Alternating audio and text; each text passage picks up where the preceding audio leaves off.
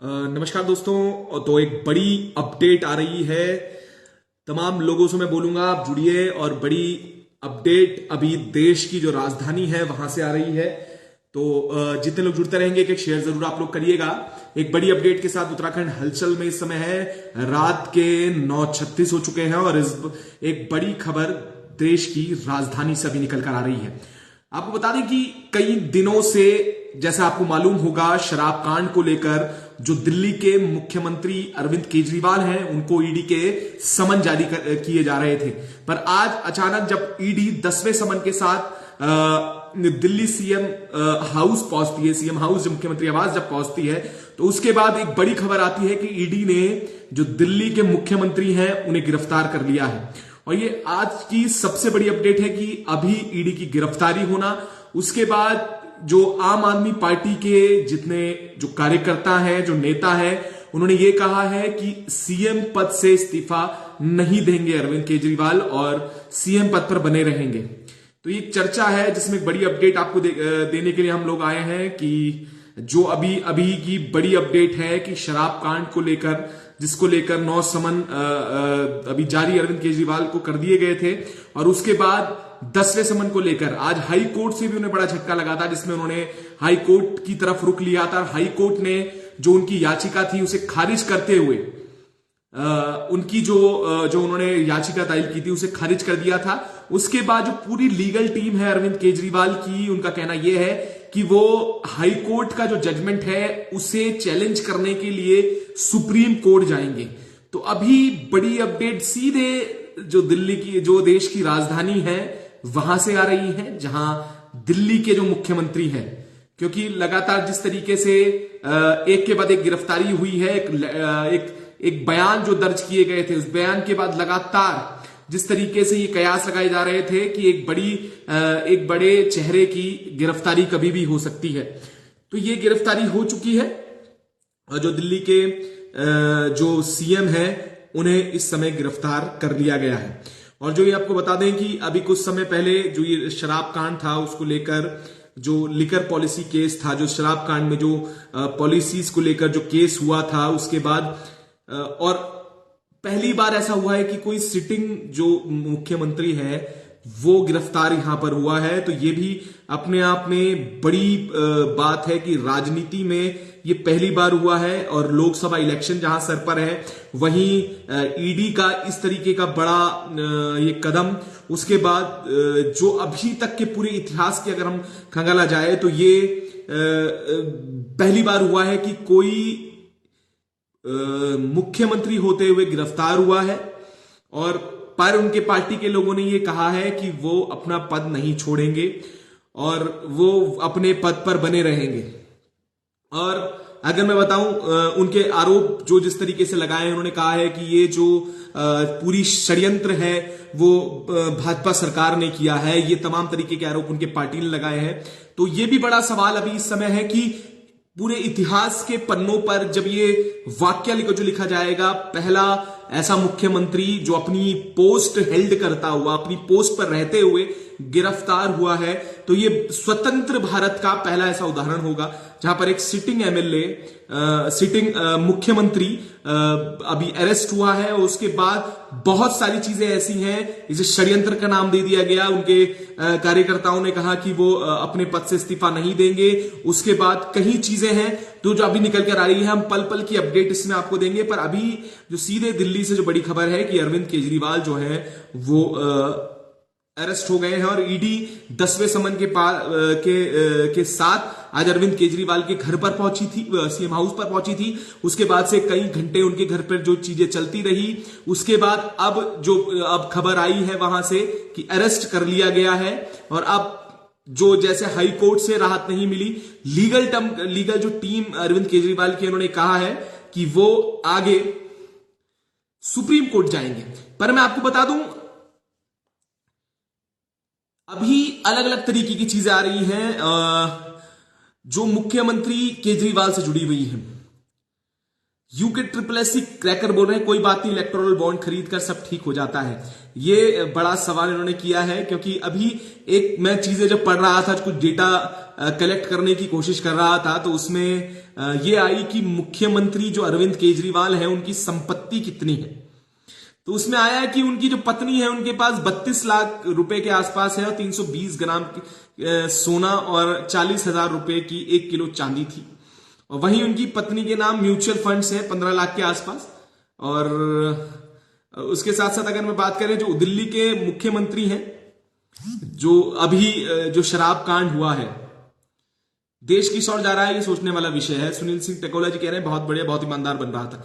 अब सबसे बड़े सवाल ये है, तो जांच का विषय है कि अभी ये क्या चीजें होंगी, पर इसमें जो दिल्ली हाईकोर्ट है उन्होंने ये टिप्पणी की थी कि जो सीएम केजरीवाल की जो गिरफ्तारी है उससे उन्हें कोई राहत नहीं मिलेगी, जिसको लेकर आज बड़ा जो 10वां समन है उसके बाद अरेस्टिंग उनकी हो जाता है। और क्योंकि 9 बार जो है समन पहले भेजे जा चुके थे, जिसको लेकर जो मुख्यमंत्री हैं वो खुद जो है कोर्ट की शरण उन्होंने ली थी। उसके बाद उन्हें वहां से कोई राहत न मिलने के कारण अब सुप्रीम कोर्ट वो जाएंगे। पर मैं आपको बता दूं कि उसके बाद जैसे मैं उनकी संपत्ति के बारे में जब कह रहा था, जो अरविंद केजरीवाल की जो संपत्ति है उसमें उनकी जो संपत्ति है तो उनकी कुल नेटवर्थ जो होती है वो 3 करोड़ के आसपास है।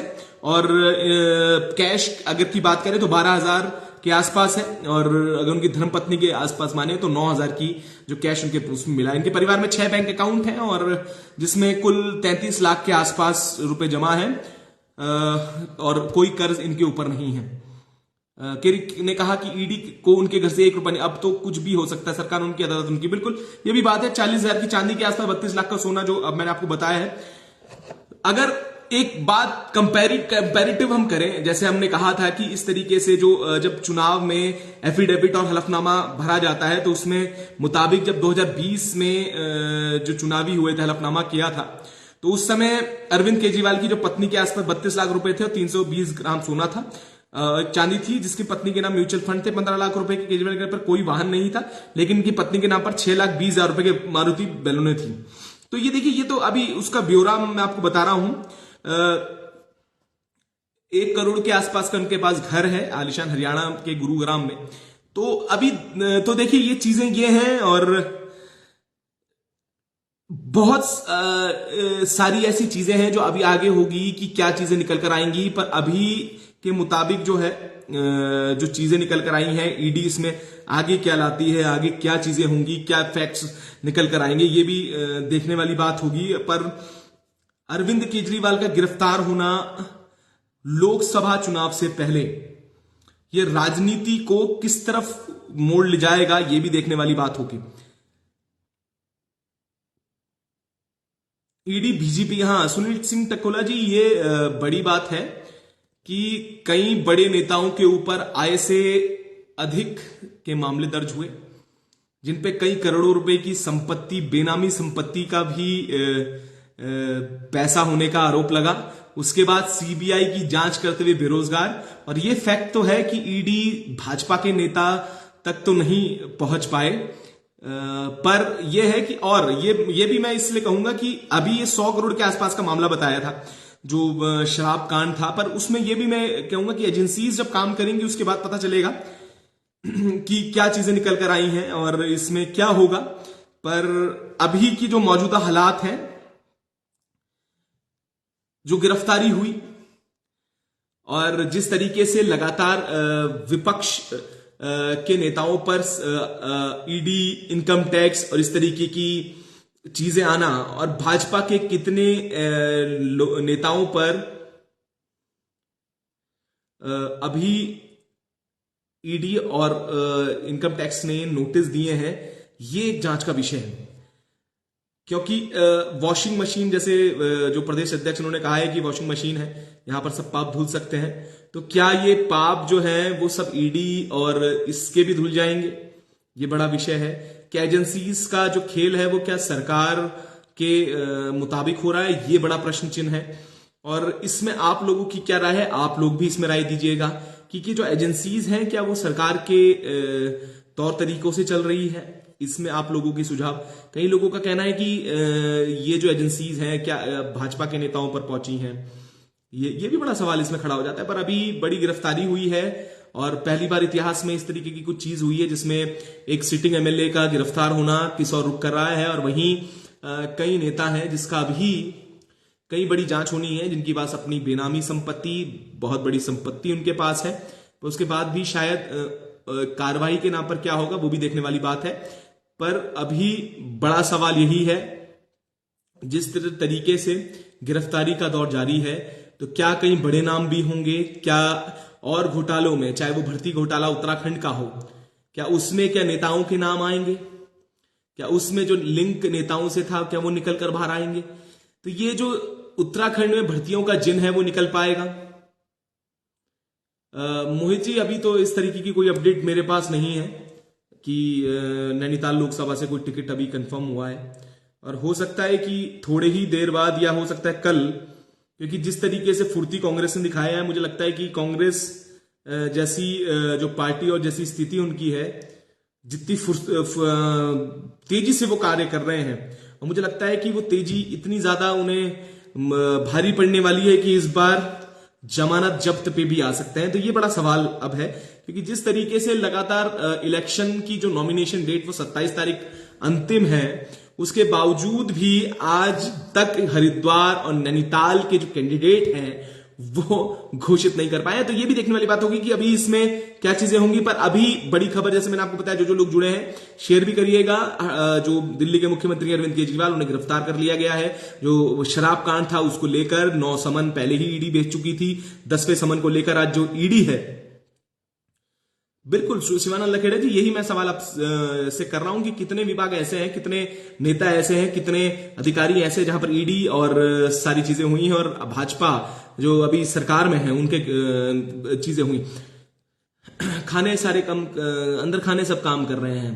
बिल्कुल, आज तक अंकिता मंडलियन, हकम सिंह की सीबी जांच क्यों नहीं हुई, ये प्रश्न चिन्ह है। और ये इस बार शायद, मैंने जैसे कहा कि चुनाव में अगर ये मुद्दे बनते हैं तो शायद ये संसद तक ये आवाज पहुंचे, नहीं तो शायद कोई आवाज नहीं होगी जो संसद भवन तक ये आवाज उठा सके। और इससे यह है कि जो व्यक्ति असल में ये लड़ाई लड़ सकता है उसको इस बार जीतना भी चाहिए लोकसभा में, और जो जनता है वो शायद किस बेस पे, मैंने लगातार जिसमें चर्चा करता हूं, तो पर अभी जो मुद्दा है वो यही है कि सीएम की गिरफ्तारी होना, उसके बाद अब कितनी एजेंसीज यहां पर सीबीआई के लिए और ईडी के लिए काम करेंगी। ईडी उत्तराखंड की और नजर घुमाएंगी और जरूर देखेंगी कि हमारी जो देवभूमि है वहां पर उसे कैसे भ्रष्टाचार का जो जाल है वो हर पल उसे कहीं ना कहीं आहत कर रहा है। तो उसको लेकर भी हमें उम्मीद है कि अगर सीएम केजरीवाल के बाद अब यहां क्या ईडी और सीबीआई की नजर जाएगी, तो अब देखना होगा कि ईडी और सीबीआई क्या उत्तराखंड की रास्ता दिल्ली के बाद क्या उत्तराखंड की ओर जो सफर करके आ पाएंगी। अंशु सिंह जी, ये बात अब 2024 के इलेक्शन में लोकसभा में लोगों को सोचनी होगी। तो अभी तो मैं ये सारी आपको जानकारी देने के लिए आया था। तो अभी आगे पल पल की अपडेट, क्योंकि कल बॉबी पवार भी नामांकन करने जा रहे हैं, तो वहां पर भी आपको लाइव दिखेंगे कि किस तरीके से कितना समर्थन उन्हें टिहरी लोकसभा से मिल रहा है, कितने लोग उनके लिए नामांकन में आ रहे हैं, वो भी देखना होगा।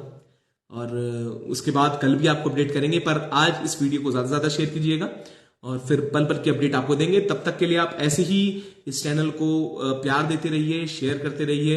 हम भी आपको कल और खबरों के साथ आएंगे, बॉबी पवार के नॉमिनेशन के साथ आएंगे। तब तक के लिए आप ऐसे ही जुड़े रहिएगा और देखते रहिएगा उत्तराखंड हलचल।